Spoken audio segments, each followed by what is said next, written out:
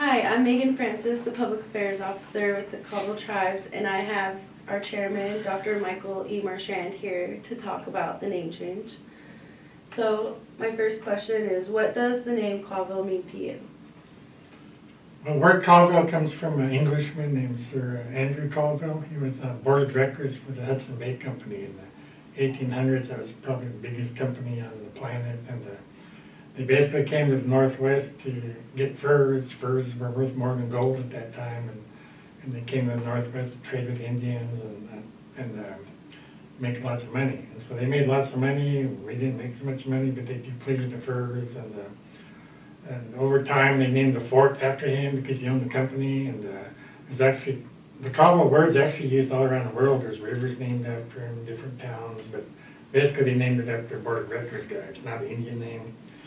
And so he was not really a particular friend of the Indians, but he did business with Indians, and so that's where the name Caldwell comes from. And actually his name is spelled with one L, and then later on the United States Army took over that fort and they decided to change it to two L's. No real reason, but they thought it looked better, I guess. And so that became our name, and it was not unusual for tribes to be named after the local fort, so we were named after Fort Caldwell. It's definitely not an Indian name. Wow. So what is the significance of reclaiming our name?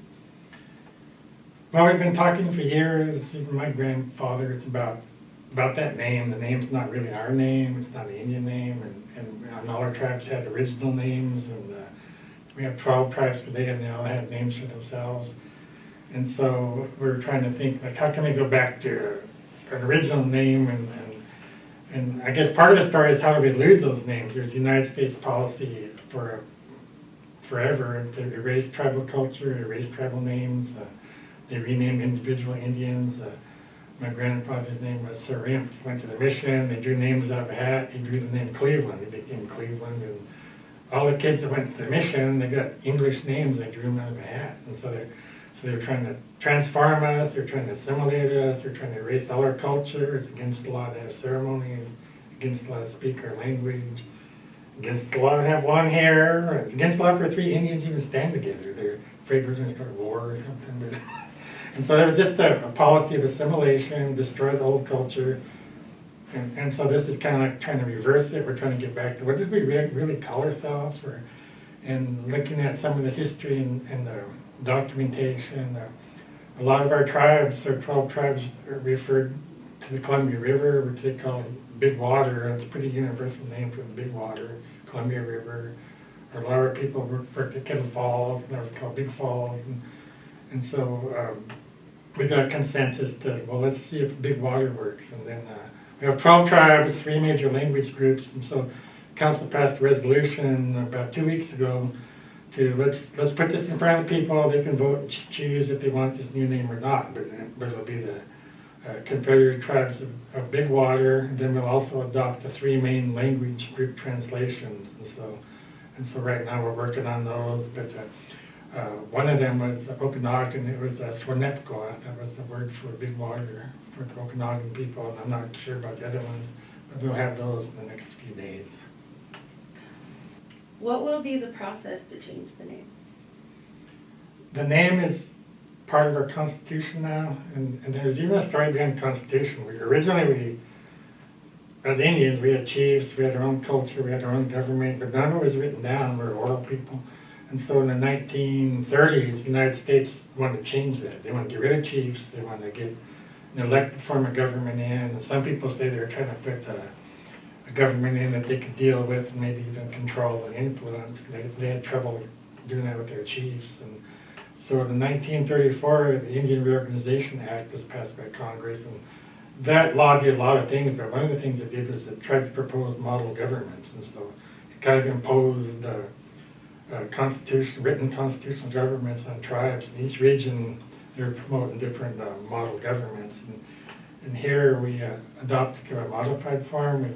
We decided to go with 14 council, 2-year terms. It all comes with the Constitution.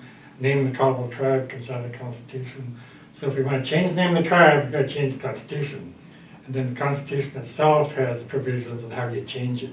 And it requires 2/3 vote of the tribal council. We just did that a couple weeks ago. That's done. And then it requires a majority vote of the tribal membership. And that has yet to happen. And then it also requires that that election be handled by the Department of Interior. So it's not like a regular election. It's a special election kind of run by the federal government on our behalf. And so we have not made the formal request to the federal government yet, but we should be doing so real shortly.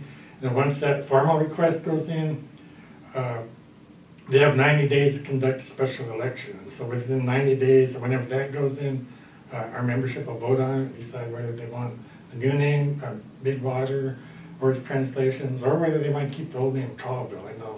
I know some people like the word Colville, it's been here a long time. Some people get totally revolted by the word Colville and they want to change it, and some people want to change it but they want something else. And so we'll just see where it stands and we'll have a vote. Okay, well, so who will pay for the special election? The special election is a federal responsibility, and so in this case, the Bureau of Indian Affairs will be paying for all the costs of the election. Now we'll probably have some in-kind expenses because they'll have to work with our staffs, but those will be pretty minor. Okay. We have names of the big people, all the addresses and everything. How will we reestablish our name? Will we have a new logo?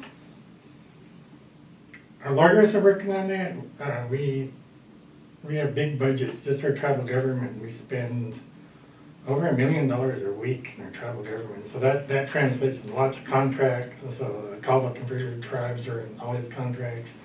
And so we're making sure we change the legal name of the tribe to take all that into account. And so we'll transition into that. It might take some time, but we're making sure it's legally done right. And then for ourselves, I've already seen people redrafting our existing logos and flags, just changing words, and so it's a pretty easy matter to redesign it. But we may want to have a whole new design too. We have time to discuss that. But the Constitution will change the name. But then we can discuss: do we want new logos? Do we want new everything else? That's all up in the air. And changing those things is relatively easy. We don't have to have a referendum vote on those, and we could even have talk test the members, or it's kind of up in the air. We also want to get logos for each band too, so there's a lot of things to work on.